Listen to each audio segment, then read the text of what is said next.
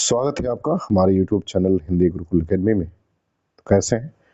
मुझे उम्मीद है कि आप अच्छे होंगे। यदि आप चैनल को पहली बार देख रहे हैं तो इसको सब्सक्राइब कर लें और यदि आपने सब्सक्राइब किया है तो आप वीडियो को लाइक जरूर करें।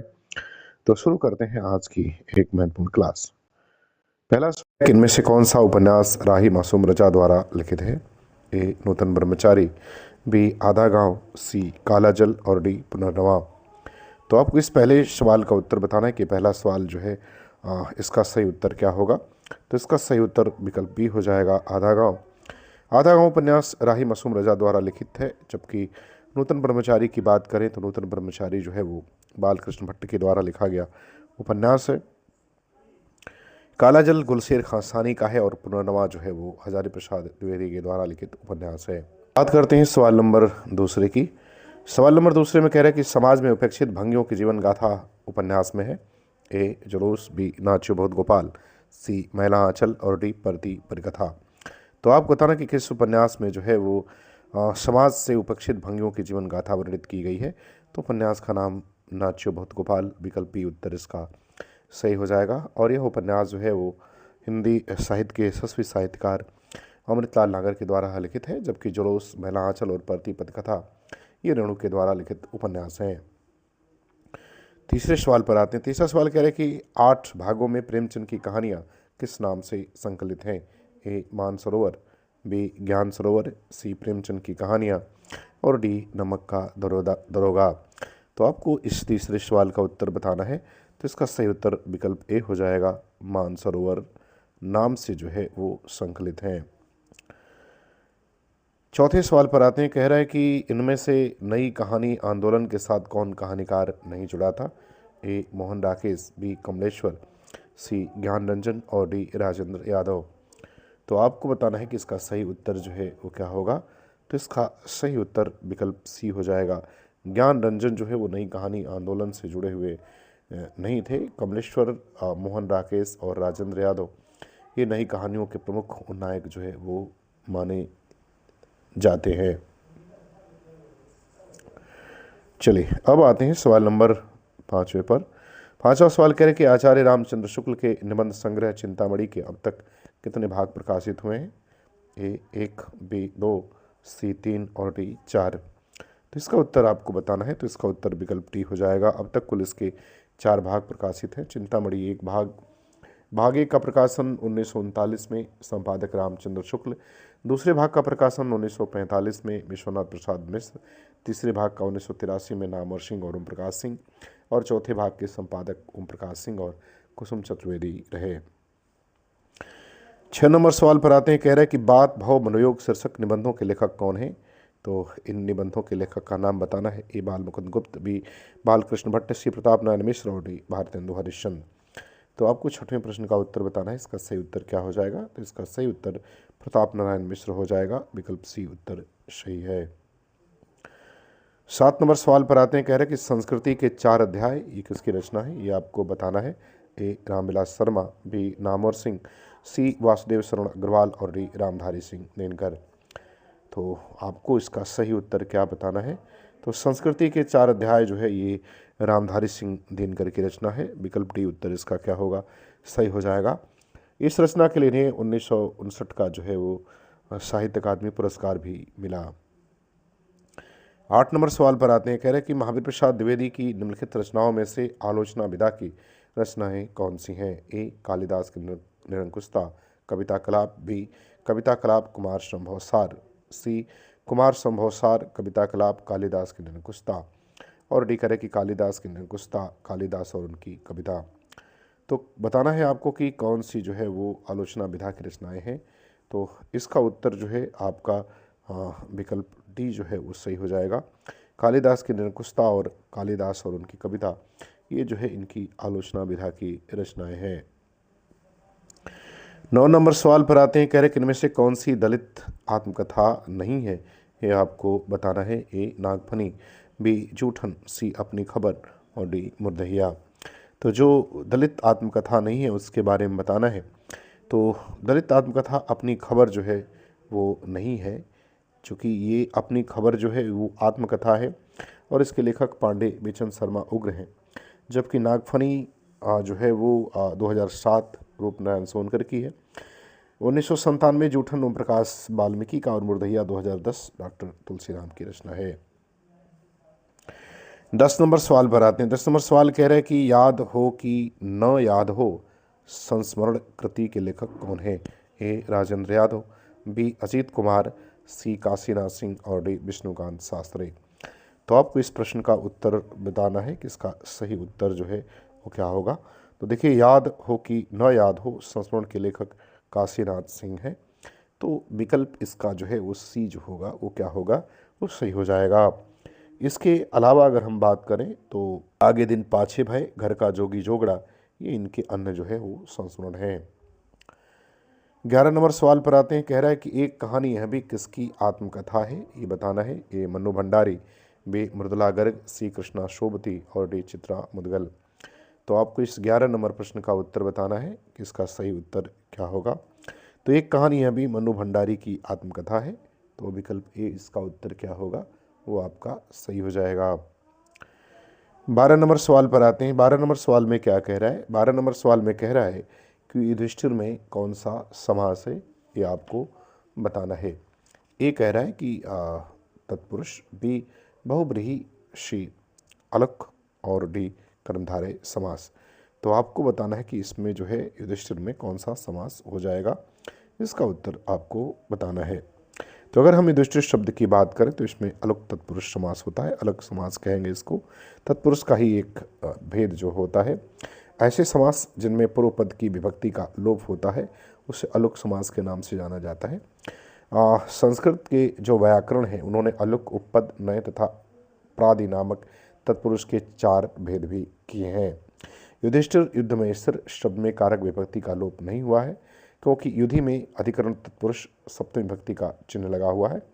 कारक चिन्ह का लोप न होने के कारण युधिष्ठिर में अलग तत्पुरुष समास होगा। आते हैं सवाल नंबर 13। 13 नंबर सवाल में कह रहा है कि धीरे उठाओ मेरी पालकी, मैं हूँ सुहागिन गोपाल की। ये पंक्तियाँ किसकी है, ये बताना है। ए केदारनाथ अग्रवाल, बी केदारनाथ सिंह, सी डॉक्टर नरेंद्र और डी कह रहा है कि बच्चन सिंह।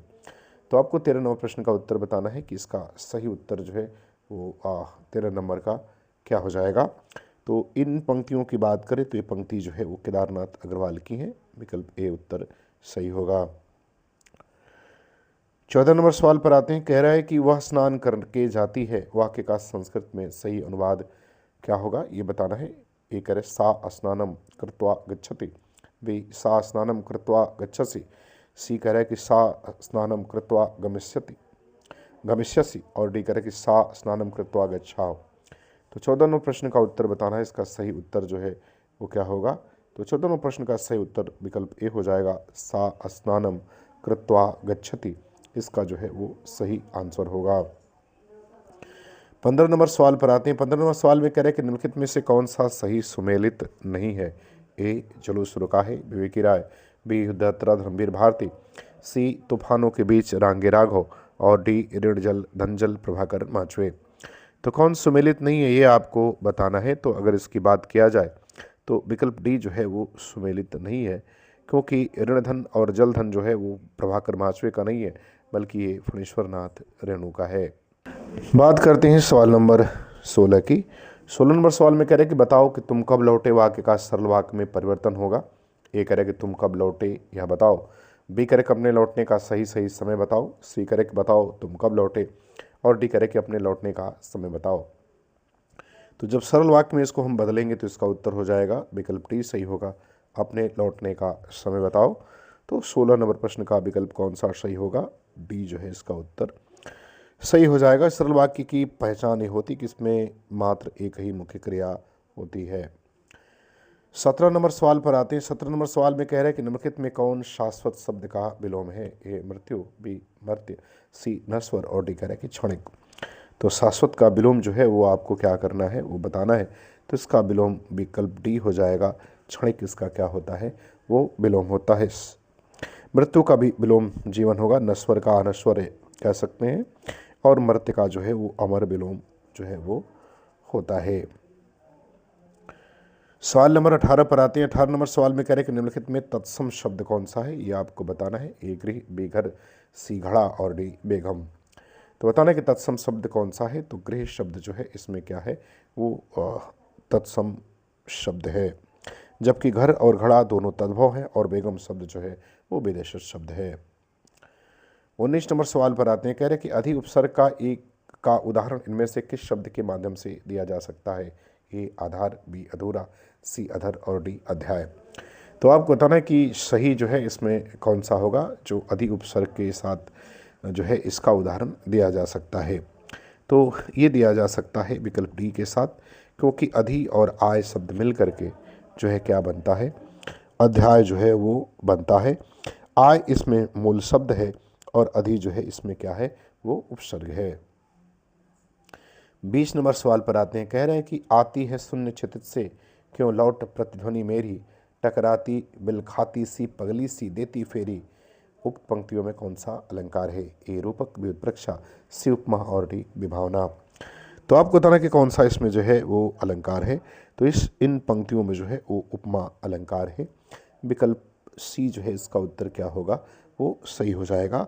जहाँ उपमेय व उपमान में समानता बताई जाए या तुलना की जाए, वहाँ उपमा अलंकार जो है वो होता है। आते हैं सवाल नंबर 21 नंबर सवाल में कह रहा है कि बहुजन अधिकार पक्ष का सर्वप्रथम प्रकाशन कहाँ से हुआ। एक पत्रिका है, आपको बताना है इसका प्रकाशन कहाँ हुआ। ए पटना, बी मेरठ, सी नई दिल्ली और डी इलाहाबाद। तो आपको बताना है कि जो समाचार पत्र है इसका प्रकाशन जो है वो कहाँ से हुआ। तो इसका उत्तर विकल्प बी हो जाएगा। ये प्रकाशन कहाँ से, मेरठ से, और अक्टूबर 1981 में आरंभ किया गया था मोहनदास नेमी सराय के द्वारा।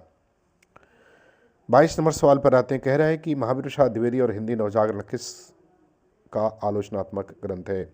ए शिवदान सिंह चौहान, बी प्रकाश चंद्र गुप्त, सी नामवर सिंह और डी रामविलास शर्मा। तो आपको बताना किसका आलोचनात्मक ग्रंथ है, तो ये रामविलास शर्मा का आलोचनात्मक ग्रंथ है। विकल्प डी उत्तर सही होगा। 23 नंबर सवाल पर आते हैं, कह रहे कि इनमें से किसकी रचनाएं चौथा सप्तक में संकलित नहीं है। ये आपको बताना है। ए राम कुमार कुंभस, बी स्वदेश भारती, सी शमशेर बहादुर और डी नंदकिशोर आचार्य। तो आपको 23 नंबर प्रश्न का उत्तर बताना है, इसका सही उत्तर क्या होगा। तो इसका सही उत्तर विकल्प सी हो जाएगा, शमशेर बहादुर सिंह। इनकी रचनाएं चौथे सप्तक में संकलित नहीं है। शमशेर बहादुर सिंह दूसरे सप्तक के कवि हैं। इनकी कविताओं की बात करें तो कुछ कविताएं चुका भी हूँ नहीं मैं, इतने अपने पास आदि इनकी प्रमुख जो है वो कविताएं हैं। 24 नंबर सवाल पर आते हैं, कह रहा है कि प्रगतिवाद छायावाद की भस्म से ही पैदा हुआ, वह उसके यौवन का गला घुट करके उठ खड़ा हुआ। ये कथन किसका है। ए रामचंद्र शुक्ल, बी डॉक्टर नामवर सिंह, सी डॉक्टर नगेंद्र और डी डॉक्टर रामविलास शर्मा। तो आपको 24 नंबर प्रश्न का उत्तर बताना, इसका सही उत्तर क्या होगा, तो विकल्प सी हो जाएगा। ये कथन नगेंद्र का है। 25 नंबर सवाल पर आते हैं। 25 नंबर सवाल में कह रहे हैं कि निम्नलिखित विशेषताओं में से कौन सी विशेषता छायावाद की नहीं है। ए प्रकृति चित्रण, बी दार्शनिकता, सी विरस की प्रधानता और डी प्रेम वर्णन। तो आसान सा सवाल है। तो छायावाद में विरस की प्रधानता नहीं है। विकल्प सी उत्तर इसका क्या होगा, वो सही हो जाएगा। 26 नंबर सवाल पर आते हैं, कह रहे हृदय की मधुभार काव्य रचना है, तो आप बताना किसकी है। ए शुक्ल की, बी प्रसाद की, सी पंत की और डी निराला की। तो 26 नंबर प्रश्न का उत्तर आपको बताना है कि इस जो ये काव्य रचना है ये किसके द्वारा लिखित है, तो ये शुक्ल जी की है। विकल्प ए उत्तर इसका सही हो जाएगा। बात करते हैं सवाल नंबर 27 की। 27 नंबर सवाल में कह रहा है कि भरी रही भनक बनक ताल तालन की, तनक तनक तामे खनक चूरिन की, यह किस कवि के छंद की पंक्तियां हैं। ए रत्नाकर, बी पद्माकर, सी देव और डी द्विजदेव।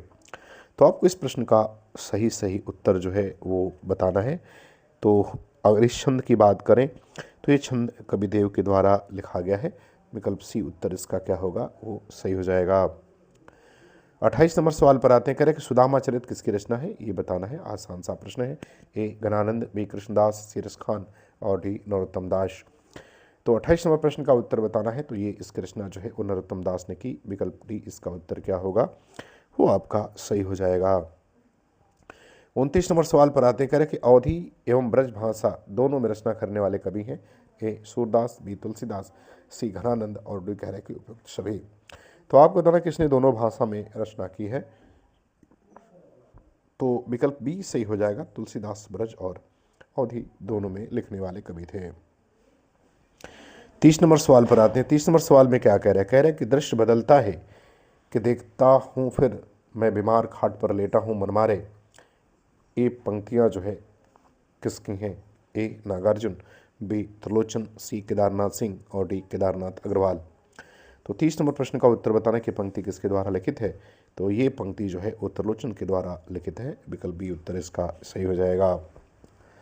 तो मुझे उम्मीद है कि ये वीडियो आपको पसंद आएगी, आपको अच्छा लगे तो आप चैनल को सब्सक्राइब जरूर करें। पूरा वीडियो देखने के लिए आपका बहुत बहुत धन्यवाद।